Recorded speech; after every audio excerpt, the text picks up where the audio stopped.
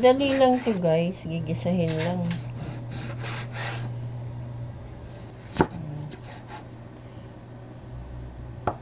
Kamatis, bawang sibuyas, kamatis. Gisa-gisa lang tayo guys. Pinakamadaling ulam, gisa-gisa.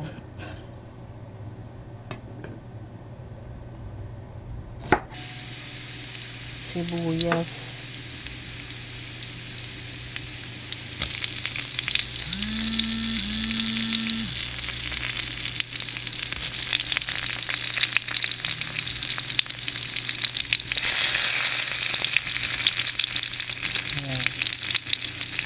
Yung sibuyas lang po nilagay, saka 4 na cloves ng bawang.